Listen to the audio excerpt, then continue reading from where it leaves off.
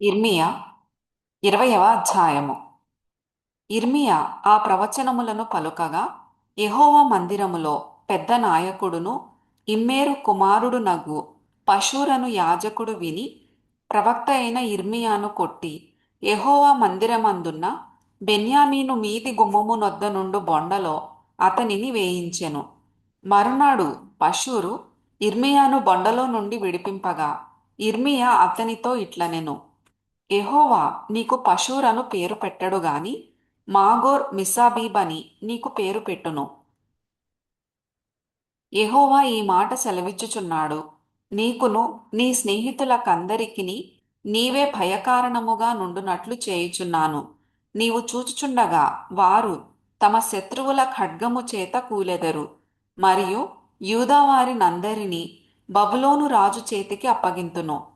అతడు వారిని చెరపట్టి బబులోనునకు తీసుకొని పోవును. ఖడ్గము చేత వారిని హతము చేయును.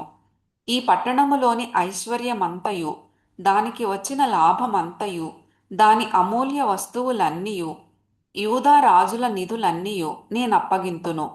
వారి శత్రువుల చేతికే వాటినప్పగింతును. శత్రువులు వాటిని దోచుకొని పట్టుకొని బబులోనునకు తీసుకొని పోవుదురు. పషూరు నీవును నీ ఇంట నివసించు వారందరును చెరలోనికి పోవుదురు. నీవు ప్రవచనముల చేత మోసపుచ్చిన నీ స్నేహితులందరును బబులోనునకు వచ్చెదరు. అక్కడనే చనిపోయెదరు, అక్కడనే పాతిపెట్టబడెదరు. యెహోవా, నీవు నన్ను ప్రేరేపింపగా నీ ప్రేరేపణకు లోబడితిని. నీవు బలవంతము చేసి నన్ను గెలిచితివి. నేను దినమెల్లా నవ్వుల పాలైతిని. అందరూ నన్ను ఎగతాళి చేయుదురు. ఏలయనగా నేను పలుకున్నప్పుడెల్లా బలాత్కారము జరుగుచున్నది, దోపుడు జరుగుచున్నది అని ఎలుగెత్తి చాటింపవలసి వచ్చెను. దినమెల్లా యెహోవా మాట నాకు అవమానమునకును అపహాస్యమునకును హేతువాయెను. ఆయన పేరు నేనెత్తను, ఆయన నామమును బట్టి ప్రకటింపను అని నేననుకొంటినా, అది నా హృదయములో అగ్నివలె మండుచు నా ఎముకలలోనే మూయబడి ఉన్నట్లున్నది. నేను ఓర్చి ఓర్చి విసికియున్నాను, చెప్పక మానలేదు. నలుదిక్కుల భయము అని అనేకులు గుసగుసలాడగా వింటిని. వారు దుర్మార్గుడని మీరు చాటించిన ఎడల మేమును చాటింతుమందురు. అతడొకవేళ చిక్కుపడును, అప్పుడు మనమతని పట్టుకొని అతని మీద పగ తీర్చుకొందమని చెప్పుకొనుచు, నాకు స్నేహితులైన వారందరూ నేను పడిపోగా చూడవలెనని కనిపెట్టుకొని ఉన్నారు. అయితే పరాక్రమము గల సూర్యుని వలె యెహోవా నాకు తోడై ఉన్నాడు. నన్ను హింసించువారు నన్ను గెలువక తొట్రిల్లుదురు. వారు యుక్తిగా జరుపుకొనరు గనుక బహుగా సిగ్గుపడుదురు. వారెన్నడునూ మరువబడని నిత్యావమానము పొందుదురు. సైన్యములకధిపతివగు యెహోవా, నీతిమంతులను పరిశోధించువాడవు నీవే. అంతరింద్రియములను హృదయమును చూచువాడవు నీవే.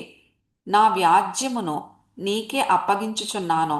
నీవు వారికి చేయు ప్రతిదండన నేను చూతునుగాక. యెహోవాను కీర్తించుడి, యెహోవాను స్తుతించుడి. దుష్టుల చేతిలో నుండి దరిద్రుని ప్రాణమును ఆయనే విడిపించుచున్నాడు. నేను పుట్టిన దినము శపింపబడునుగాక. నా తల్లి నన్ను కనిన దినము శుభదినమని అనబడకుండునుగాక.